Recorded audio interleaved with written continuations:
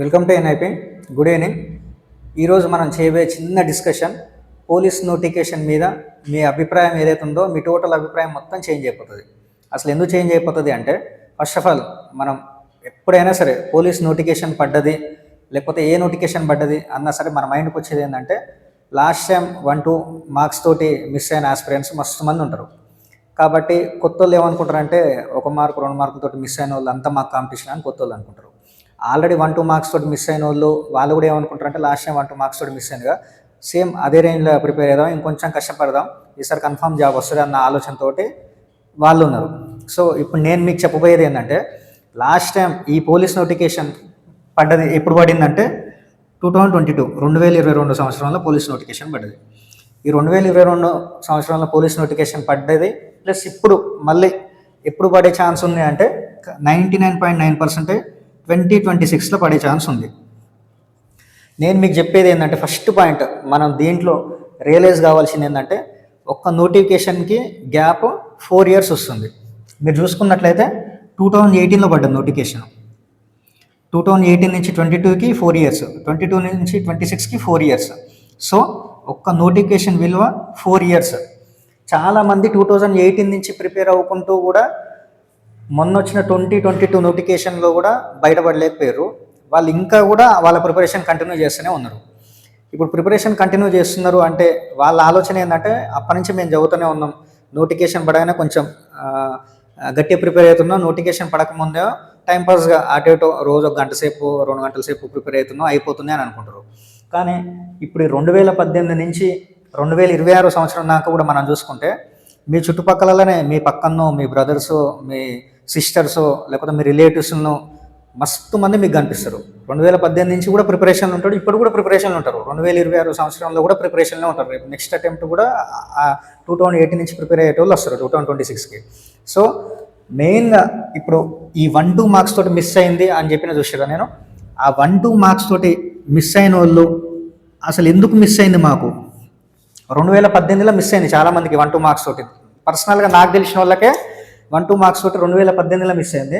Same వాళ్ళకే 2022లో miss అయింది.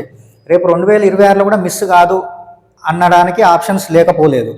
So first వాళ్ళు ఎవరైతే మిస్ అయిన వాళ్ళు ఉన్నారో, 2022లో మిస్ అయిన వాళ్ళు కానీ 2018లో మిస్ అయిన వాళ్ళు కానీ, వాళ్ళు సెల్ఫ్ అసెస్మెంట్ చేసుకోవాల్సింది ఏంటంటే, అసలు ఎందుకు మిస్ అయింది, ఆ 1 మార్క్ తోటి ఎందుకు మిస్ అయింది, అసలు ఎక్కడ ల్యాక్ అయినా అని వాళ్ళు సెల్ఫ్ అసెస్మెంట్ చేసుకోవాలి. నా విషయానికి వచ్చి నేను వాళ్ళకి ఇచ్చే గైడెన్స్ ఏంటంటే, ఫుల్ ఫ్లెడ్జ్ ప్రిపరేషన్ లేకపోవడం వల్లనే ఎవరైనా సరే ఒక వ్యక్తి ఒక ఎగ్జామ్ రాసిందంటే దాంట్లో సక్సెస్ కాలేదంటే ఫుల్ ఫ్లెడ్జ్ ప్రిపరేషన్ లేదు. కొంతమంది అనొచ్చు లక్ లేక రాలేదు, లక్ లేదు కాబట్టి రాలేదు అనొచ్చు, కానీ లక్ అనేది మీకు తెలుసో తెలియదో 99% మనం శ్రమ పెడితే 1% అనేది లక్ మనకు ఫేవర్ చేస్తుంది. సో లక్ అనేది ఇక్కడ ఇంపార్టెంట్ కాదు, నీ హార్డ్ వర్క్ అనేది ఇంపార్టెంట్. 99% నీ హార్డ్ వర్క్ ఉంటేనే 1% అనే లక్ నీకు ఫేవర్ చేస్తుంది. ఇది మెయిన్ థీమ్. ఎవ్వరం గుర్తుపెట్టుకోవాల్సిన వాళ్ళైనా కాంపిటేటివ్ ఎగ్జామ్లో గుర్తుపెట్టుకోవాల్సింది ఏంటంటే, 99% హార్డ్ వర్క్, 1% లక్. అది ఫస్ట్ పాయింట్. సెకండ్ పాయింట్, అసలు ప్రిపరేషన్ అన్నదానికి కరెక్ట్ మీనింగ్ ఏంటంటే, అసలు ఎంత సీరియస్ తోటి ప్రిపేర్ అవుతారో, మీరు ఏదైనా సబ్జెక్ట్ ప్రిపేర్ అవుతారు, for example arithmetic or reasoning, ఈ రెండే ఎందుకు చెప్తున్నా అంటే, నేను ఒక మనిషికి మన పోలీస్ నోటిఫికేషన్లో జాబ్ రావాలన్నా, జాబ్ పోవాలన్నా, మనకు వచ్చిన జాబ్లో ఆ క్యాడర్ ఫైరా, ఎక్సైజా, సివిలా అనే క్యాడర్ డిసైడ్ కావాలన్నా కానీ డిసైడింగ్ చేసే ఫ్యాక్టర్ ఏది అంటే అర్థమెటిక్, రీజనింగ్ ప్లస్ ఇంగ్లీష్. ఈ 3 మాత్రమే జాబ్ డిసైడింగ్ ఫ్యాక్టర్స్. ప్రతి ఒక్కరు ఏమనుకొని మోసపోతారు అంటే, జిఎస్ చదువుదాం, జిఎస్లో ఎక్కువ మార్క్స్ స్కోర్ చేయవచ్చు, అర్థమెటిక్, రీజనింగ్, ఇంగ్లీష్ అనేవి కొంచెం మనకు కొంచెం మన మైండ్ సెట్ ఎట్లుంటుందంటే, ఇంగ్లీష్ అందరు గ్రామీణ నేపథ్యం నుంచి వచ్చిన వాళ్ళే కాబట్టి ఇంగ్లీష్కి కొంచెం ప్రిఫరెన్స్ తక్కువిస్తారు. అది ఎంత నేర్చుకున్నా కానీ ఇంగ్లీష్ అనేది మనకు రాదు కాబట్టి దాంట్లో ఇంగ్లీష్ ఒక 20 క్వశ్చన్స్ ఇస్తే అన్ని ఆప్షన్స్ ఒకటే పెడితే ఒక 3-4 అన్నా కలుస్తాయి. సేమ్ అదే రకంగా అర్థమెటిక్లో కూడా ఒక 20-25 క్వశ్చన్స్ ఇస్తాడు. అన్ని ఒకటే ఆప్షన్స్ పెడితే ఒక 3 క్వశ్చన్స్ 4 క్వశ్చన్స్ కలుస్తాయి, లేకపోతే మ్యాక్సిమం ఒక 5 క్వశ్చన్స్ అన్నా కలుస్తాయి. ఇప్పుడు రీజనింగ్ వచ్చేసరికి ఒక 30 క్వశ్చన్స్ ఇస్తాడు. 30 క్వశ్చన్స్లో ఒక 15 నుంచి 20 మార్కులు వచ్చినా చాలు, నాకు ఒక 15 మార్కులు వచ్చినా చాలు, రీజనింగ్లో ఒక 15 మార్కులు, అర్థమెటిక్లో అన్నీ ఒకటే బబుల్ దిగితే ఒక 3-4 మార్కులు, రీజనింగ్లో అన్నీ ఒకటే బబుల్ దిగితే, మన ఇంగ్లీష్లో అన్నీ ఒకటే బబుల్ దిగితే ఒక 3-4 మార్కులు వస్తే చాలా అనుకుంటారు. ఇది మన వాళ్ళ మెయిన్ స్ట్రాటజీ. ఇది ఎవరైతే మ్యాథ్స్ బ్యాక్గ్రౌండ్ లేకుండా ఉన్నోళ్ళు ప్లస్ ఎవరైతే గ్రామీణ నేపథ్యం నుంచి వచ్చిన వాళ్ళు, వాళ్ళ మెయిన్ మోటో ఏంటంటే రీజనింగ్ ఒకటి అటు ఇటు ఒక 15 క్వశ్చన్లు చేస్తే, అర్థమెటిక్లో ఒక 3-4 తగులుతాయి, ఇంగ్లీష్లో ఒక 3-4 తగులుతాయి, ప్లస్ జిఎస్ ఒకటి మేము మంచిగా చదువుకుంటాం, జిఎస్లో మేము మంచి మార్క్స్ గెయిన్ చేస్తే ఏదైనా ఒక ఉద్యోగం వస్తుంది కానీ అనుకుంటారు. దీనికి నేను ప్రూవ్ చేసేది ఏంటంటే, మీకు అసలు ఏదో ఒక ఉద్యోగం రావాలంటే, కనీసం ఏ ఉద్యోగం రావాలన్నా కానీ నీకు అర్థమెటిక్, రీజనింగ్, ఇంగ్లీష్ వస్తేనే ఏదో ఒక ఉద్యోగం వస్తుంది. ఎందుకంటే జిఎస్ అనేది అదొక స్టాండర్డ్ సబ్జెక్ట్, అదొక మోడల్ కాదు. ఇప్పుడు మనకు మ్యాథ్స్లో నువ్వు ఒక ఫార్ములా నేర్చుకుంటే, బేసిక్ ఫార్ములా నేర్చుకుంటే, నీకు ఎన్ని క్వశ్చన్స్ ఇచ్చినా, ఏ క్వశ్చన్స్ ఇచ్చినా నీకు బేసిక్స్ పర్ఫెక్ట్ ఉంటే నీ దగ్గర నుంచి ఒక్క మార్క్ కూడా పోదు. అదే జిఎస్ విషయానికి వచ్చేసరికి నువ్వు ఎన్ని నేర్చుకున్నా కానీ కంపల్సరీ ఒక తెలియని పాయింట్ అనేది ఉంటుంది. నువ్వు ఎంత మంచి సబ్జెక్ట్లో ఎంత స్టాండర్డ్ బుక్ రిఫర్ చేయి, నీకు తెలియని పాయింట్ ఎగ్జామ్లో ఏదన్నా ఒక పాయింట్ ఇస్తాడు. Perfect gun shot question to answer ఇస్తే మనం పెడతాం తప్పిస్తే, అంటే చాలామంది gun point question to answer ఇస్తే పెడతారు తప్పిస్తే, స్టేట్మెంట్స్ వైజ్గా ఇస్తే ఏదన్నా ఒక స్టేట్మెంట్ కూడా తెలియకుండా అయిపోతుంది మన వాళ్ళకి. సో మనం మెయిన్గా కాన్సన్ట్రేట్ చేయాల్సింది ఏంది, జాబ్ రావాలన్నా, ఆ వచ్చిన జాబ్లో మంచి జాబ్ రావాలన్నా కానీ అర్థమెటిక్, రీజనింగ్, ఇంగ్లీష్. సో నేను ఇంకొక ఎగ్జాంపుల్ చెప్తాను మీకు. ఇప్పుడు ఈ మూడిట్లలో ల్యాక్ అయిన వాళ్ళకి, ఫస్ట్ ఆఫ్ ఆల్ ఈ మూడు ఎంతో కొంత చేసిన వాళ్ళకి ఏదో ఒక జాబ్ వచ్చింది. ఏదో ఒక జాబ్, ఫర్ ఎగ్జాంపుల్ కానిస్టేబుల్ అనుకుంటే మనం, ఏదో ఒక కానిస్టేబుల్, ఎక్సైజ్ ఆర్ ఫైర్ లేదా సివిల్ లేదా ఏఆర్ లేదా బెటాలియన్, ఏదో ఒక కానిస్టేబుల్ వచ్చింది. ఏది, ఈ మూడింటి మీద ఎంతో అంత అవగాహన ఉండి చేసిన వాళ్ళకి. అసలు ఈ మూడింటి మీద అవగాహన లేనికుండా ఓన్లీ జిఎస్ మీద డిపెండ్ అయిన వాళ్ళకి ఏ జాబ్ కూడా రాలేదు. ఏ జాబ్ రాలేదు. ఎక్సెప్షన్స్ ఏంటంటే, ఎవరికో ఒకరికి స్పోర్ట్స్ కోటా ఉండో, లేకపోతే events highly merit full marks events కొట్టినవానికి వచ్చింది తప్పిస్తే, ఎందుకు మేము ఓన్లీ స్టడీ తోటే వస్తుందా జాబ్, ఈవెంట్స్ తోటి రాదా అంటే కొంతమందికి వచ్చింది. ఎక్సెప్షనల్ కేసులు, ఏ విషయం చూసుకున్నా సరే మనం ఎక్సెప్షనల్ కేసు అనేటోళ్ళని పక్కన పెట్టి చూసుకోవాలి, జనరల్ డిస్కషనే చేయాలి. సో మనం చెప్పుకున్న అర్థమెటిక్, రీజనింగ్, ఇంగ్లీష్లో ఏదన్నా ఒక జాబ్ రావాలంటే కంపల్సరీ నీకు ఈ మూడింటి మీద ఎంత అవగాహన ఉందే అనే దాన్ని బట్టి మీకు ఆ క్యాటర్ డిపెండ్ అవుతుంది. ఈ మూడింటి మీద నీకు ఫుల్ ఫ్లెడ్జ్ నాలెడ్జ్ ఉంటే కంపల్సరీ ఫుల్ ఫ్లెడ్జ్ నాలెడ్జ్ ఉన్న వాళ్ళంతా ఎస్ఐ కేటగిరీకి వచ్చేసరికి అందరూ, నాకు అవగాహన ఉన్న మా ఫ్రెండ్స్ కానీ, నా కొలీగ్స్ కానీ, నాకు అవగాహన ఉన్నట్టు చాలామందికి సివిల్ ఎస్ఐ క్రాక్ చేశారు, ఫైర్ ఎస్ఐ క్రాక్ చేశారు. ఎస్ఐ విషయానికి వచ్చేసరికి ఇప్పుడు పీసీ క్యాడర్కి వచ్చేసరికి మన చుట్టుపక్కలనే మస్తు మంది ఉంటారు, మీరు చూసి ఉంటారు. కొంచెం మంచి మ్యాథ్స్ మీద ప్లస్ ఇంగ్లీష్ మీద మంచి అవగాహన ఉన్న వాళ్ళు ఫైర్, ఎక్సైజ్, సివిల్ ఈ 3 పోస్టులలో వెళ్ళిపోయారు. ఎవరెవరైతే అందాదా పైన నేర్చుకొని పోయారు వాళ్ళు ఏఆర్ లేకపోతే బెటాలియన్ పోస్టులలో పడ్డారు. ఇప్పుడు మీకు నేను చెప్పేది ఏంటంటే, ఫర్ ఎగ్జాంపుల్ ఇప్పుడు మీకు ఏఆర్ పోస్ట్ వచ్చింది, లేకపోతే బెటాలియన్ వచ్చింది. ఒక బెటాలియన్ పీసీ నుంచి సివిల్ పీసీ కావాలంటే దాదాపు 15 నుంచి 20 సంవత్సరాలు పడుతుంది మీకు. అర్థమైందా? దాదాపు బెటాలియన్ నుంచి సివిల్ రావాలంటే, బెటాలియన్ టు సివిల్ పీసీ రావాలంటే 15 ఇయర్స్ టైం పడుతుంది మీకు. 1-2 సంవత్సరాలు కాదు, 15 సంవత్సరాలు. నాకు తెలిసిన చాలా మంది, కుప్పల మంది బెటాలియన్ పీసీ వచ్చిన వాళ్ళు ఇప్పటికీ 2018 నుంచి ప్రిపేర్ అవుతున్నారు. బెటాలియన్ పీసీ వచ్చిన వాళ్ళు ఇప్పటికి కూడా ఎట్లా బయటపడదాం, ఏదో ఒక జాబ్ తెచ్చుకొని బయటపడదాం అనే చూస్తున్నారు. సో వాళ్ళందరికీ, నాకు తెలిసిన ఆ పిల్లలకు వచ్చిన ఎవరెవరికైతే వచ్చిందో బెటాలియన్ పీసీ, వాళ్ళందరికీ తక్కువ అవగాహన ఉంది అర్థమెటిక్, రీజనింగ్, ఇంగ్లీష్ మీద. వాళ్ళు జస్ట్ జిఎస్ని నమ్ముకొని పోయారు.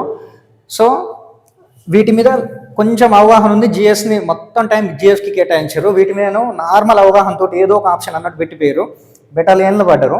ఇప్పుడు ఆ బెటాలియన్ నుంచి వెళ్ళడానికి మస్తు కష్టాలు పడుతారు. మీరు చెప్తే నమ్ముతున్నారు నమ్మరు. ఎందుకంటే బెటాలియన్ టు సివిల్ అలానే ఉండి సివిల్ అయిదాం అనుకుంటే దాదాపు 15 ఇయర్స్ టైం పడుతుంది మనకి.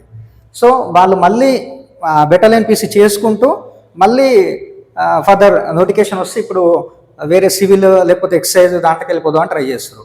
సో మన ఒక నోటిఫికేషన్ విలువ 4 ఇయర్స్ మాత్రమే కాదు, మీరు అనుకున్న కరెక్ట్ ఎక్సైజా, ఫైరా, సివిలా, అది ఎస్ఐ కానీ పీసీ కానీ ఏదైనా, ఎస్ఐ క్యాడర్ అయినా కానిస్టేబుల్ క్యాడర్ అయినా, మీరు అనుకున్న క్యాడర్ తప్పిస్తే, అది కాకుండా డౌన్ క్యాడర్ వచ్చింది అనుకోండి, మీరు మళ్ళీ ఇంకో నోటిఫికేషన్ ట్రై చేయాలి. అంటే ఇప్పుడు 2026లో మీకు ఫర్ ఎగ్జాంపుల్ ఏఆర్ఆర్ బెటాలియన్ వచ్చింది అనుకోండి, మళ్ళీ నెక్స్ట్ నోటిఫికేషన్ కోసం నువ్వు మళ్ళీ ప్రిపేర్ కావాల్సిందే, నీకు వేరే ఆప్షన్ లేదు. ఎందుకంటే ఎవరైనా సరే కొంచెం స్టెప్ ఎదుగుదామని చూస్తారు తప్పిస్తే అదే క్యాడర్లో ఉందాం అట్లనే ఉందాం అని ఎవరు అనుకోరు. కాబట్టి మీకు ఇప్పటికి కూడా టైం మించిపోయిన లేదు. మీకు ఇది కరెక్ట్ టైం, రియలైజేషన్ టైం, ఇది కరెక్ట్ టైం. కరెక్ట్ రియలైజ్ అయ్యి అసలు అర్థమెటిక్ రీజనింగ్ ఇంగ్లీష్లో నాకు ఎందుకు మార్క్స్ పోతున్నాయి, ఎక్కడ పోతున్నాయి అనే కరెక్ట్గా మీకు మీరు రియలైజేషన్ అయ్యి సీరియస్నెస్ తోటి ప్రిపరేషన్ ప్లాన్ చేసుకొని ఇవి ఎట్లా ప్రిపేర్ కావాలి, ఏం చేయాలి, అసలు అర్థమెటిక్లీ టాపిక్స్ అన్నీ నేను కవర్ చేయకపోతే దానికి బెస్ట్ నేను చేయాల్సిన నెక్స్ట్ ప్రాసెస్ ఏంది, రీజనింగ్ అన్ని కవర్ చేసినా చేయలేదా, కవర్ చేయకపోతే నెక్స్ట్ ప్రాసెస్ ఏంది, ఇంగ్లీష్ నేను కవర్ చేసినా చేయకపోతే ప్రాసెస్ ఏంది అనేది మనకు మనం సెల్ఫ్ అసెస్మెంట్ చేసుకోవాలి. దాని తర్వాత ఇప్పుడు నేను చెప్పేది ఏంటంటే మెయిన్లీ మీకోసమే 1-2 మార్క్స్ తోటి పోయిన వాళ్ళకు మాత్రమే నేను స్పెషల్గా ఈ వీడియో తీసి ఈరోజు చెప్పాలనుకుంటున్నాను. ఎందుకంటే ఇంకా కూడా వాళ్ళు నోటిఫికేషన్ పడ్డాక మేము ప్రిపేర్ అవుతాం, మ్యాథ్స్ నేర్చుకుంటాం అన్న ఆలోచనతో ఉన్నారు. సో అవన్నీ వదిలేసి మంచిగా ప్రిపరేషన్ కావాలి మీకు. కరెక్ట్ ఇంకోటి ఏంటంటే మంచి గైడెన్స్ కావాలి మీకు. ఫస్ట్ అర్థమెటిక్ రీజనింగ్ ఇంగ్లీష్ మీద కరెక్ట్ గైడెన్స్ ఏదైతే ఇవ్వాలనో ఆ గైడెన్స్ మాత్రం మీకు ఇవ్వాలి. మీరు ఎక్కడెక్కడ ల్యాక్ అయ్యారు అనేది మీకంటే ఎక్కువ ఒక ఫ్యాకల్టీకి తెలిసి ఉంటుంది. సో ఒకసారి మీరు మన నల్గొండ ఇన్స్టిట్యూట్ ఆఫ్ పోలీస్ ఏదైతే ఉందో దానికి వచ్చి arithmetic or reasoning or English మీరు ఎవరెవరు దేంట్లో లేకున్నారనేది ప్రతి ఒక్కరికి తెలుసు. చాలామంది బయట మస్తు మంది ఉన్నారు ప్రిపరేషన్ ఆల్రెడీ 1-2 మార్క్స్ తోటి పోయిన వాళ్ళు కుప్పల మంది ఉన్నారు స్టడీ హాల్స్లో. మీకు మన నల్గొండ ఇన్స్టిట్యూట్ ఆఫ్ పోలీస్లో అర్థమెటిక్ రీజనింగ్ ఇంగ్లీష్ మీరు దేంట్లో లేకున్నా మీకు ఆల్రెడీ ఎవరెవరు ఏ సబ్జెక్ట్లో లేకున్నారనేది తెలుసు. కాబట్టి మీరు వన్స్ ఒకసారి అర్థమెటిక్ రీజన్ సో ఇవన్నీ రెక్టిఫై చేసే విధంగా మీకు ఒక ప్రాపర్ గైడెన్స్ అనేది అవసరం. సో మన నల్గొండ ఇన్స్టిట్యూట్ ఆఫ్ పోలీస్లో మా ఆధ్వర్యంలో మీకు ప్రాపర్ ప్లానింగ్ ప్రకారం ప్రాపర్ గైడెన్స్ తోటి ప్లస్ లాస్ట్ టైం అసలు ఏ మిస్టేక్స్ అయితే జరిగినాయో ఆ మిస్టేక్స్ మళ్ళీ రిపీట్ కాకుండా ఇంకో మెయిన్గా మీరు గుర్తుపెట్టుకోవాల్సింది ఏంటంటే ఎంత చదివినా కానీ కొంతమందికి మనం చూస్తుంటాం ఎంత చదివినా కానీ వాళ్ళకి జాబ్ రాదు, కొంతమంది యావరేజ్ చదివినా కానీ జాబ్ వస్తుంది. అక్కడ మనం గుర్తుపెట్టుకోవాల్సింది ఏంటంటే అసలు పేపర్ అటెంప్ట్ ఏ విధంగా చేయాలనేది మనకు తెలిసి ఉండాలి. సో కొంతమంది ఎంత చదివినా కానీ వాళ్ళకి పేపర్ అటెంప్ట్ చేయడం అనేది మనం చెప్పుకోవచ్చు. పేపర్ అటెంప్ట్ అనేది ఒక ఆర్ట్ అది. సో అది అందరికీ రాదు. సో మనం యావరేజ్ చదివినా కానీ మన ఎఫిషియన్సీ హై ఉండాలి పేపర్ అటెంప్ట్ చేసేటప్పుడు. సో అదేవిధంగా మనం పేపర్ ఏ విధంగా అటెంప్ట్ చేయాలి అనేది కూడా మనకు తెలిసి ఉండాలి. సో మన నల్గొండ ఇన్స్టిట్యూట్ ఆఫ్ పోలీస్లో మా ఆధ్వర్యంలో మీకు చెప్పిన ఈ 4 పాయింట్స్ ఏవైతున్నాయో ఇవన్నీ ఫుల్ఫిల్ చేసే బాధ్యత మాదే. ఎవరైతే సీరియస్గా ప్రిపేర్ అయ్యే ఆస్పిరెంట్స్ ఉన్నారో సీరియస్ ఆస్పిరెంట్స్ కోసం మేము 100కి 200% మేము కష్టపడే బాధ్యత మాది, మేము కష్టపడతాం. మీరు కూడా కంపల్సరీ ఈ నోటిఫికేషన్లో మేము వెళ్ళిపోవాలి, మా ఫైనాన్షియల్గా మేము కూడా స్థిరపడాలి, మాకు ఏదో ఒక జాబ్ కావాలి, ఖచ్చితంగా ఈ జాబ్ నేను కొట్టాలి అనుకున్న వాళ్ళు ఎస్ఐ క్యాడర్ కావచ్చు, పీసీ క్యాడర్ కావచ్చు, ఏదైనా సరే మంచి జాబ్ తోటి నేను బయటపడాలి అనుకున్న వాళ్ళు సిన్సియర్గా ప్రిపేర్ అయ్యేటోళ్ళు ఖచ్చితంగా మేము 200% కష్టపడతాం. మీకు జాబ్ తెప్పించే బాధ్యత మాది. ఎందుకంటే టైంపాస్ క్యాండిడేట్స్ గురించి నేను మాట్లాడతలేను, మేము ఇంత ఓపెన్గా చెప్తున్నాం అంటే మీరు అర్థం చేసుకోరు. సిన్సియర్గా ప్రిపేర్ అయ్యేట అని అనుకున్న వాళ్ళు ఖచ్చితంగా మీరు అక్కడ వరకు సిన్సియర్గా ప్రిపరేషన్ అవుతా అనుకున్న వాళ్ళు సిన్సియర్గా ప్రిపరేషన్ అయ్యేటోళ్ళకి జాబ్ తెప్పించే బాధ్యత మాది. ఎందుకంటే మీరు ఏ స్టాండర్డ్లో ప్రిపేర్ కావాలనేది మాకు తెలుసు. మొన్న 2022లో క్వశ్చన్ పేపర్ ఏ స్టాండర్డ్లో వచ్చింది, రేపు 2026లో ఏ స్టాండర్డ్లో వస్తుంది అనేది మాకు తెలుసు. కాబట్టి అదే స్టాండర్డ్లో మిమ్మల్ని ప్రిపేర్ చేయించే బాధ్యత మాది. సో సిన్సియర్ క్యాండిడేట్స్ మీరు కంపల్సరీ సీరియస్నెస్ తీసుకోండి, మంచిగా ప్రిపేర్ స్టార్ట్ చేసుకోండి. మీకు మన నల్గొండ ఇన్స్టిట్యూట్ ఆఫ్ పోలీస్లో కావాల్సినంత గైడెన్స్ దొరుకుతుంది. సో మన ఎన్ఐపిలో కూడా ఓన్లీ లిమిటెడ్ సీట్స్ ఉన్నాయి. ఎవరైతే ఎన్రోల్ చేయాలనుకుంటున్నారో మన డిస్క్రిప్షన్లో ఫోన్ నెంబర్ ఉంది, దాన్ని కాల్ చేసి ఎన్రోల్ చేసుకోండి. మన ఎన్ఐపిలో సపరేట్ కోర్సెస్ కూడా arithmetic separate course, reasoning separate course, English separate course కూడా దొరుకుతుంది. సపరేట్ కోర్సెస్ కావాలనుకున్న వాళ్ళు కూడా సంప్రదించండి. సో ఇది కరెక్ట్ టైం, మనం ప్రిపరేషన్ స్టార్ట్ చేస్తానికి కరెక్ట్ టైం ఇది. ఇంకా మీరు వెయిట్ చేయాల్సిన అవసరం కూడా లేదు.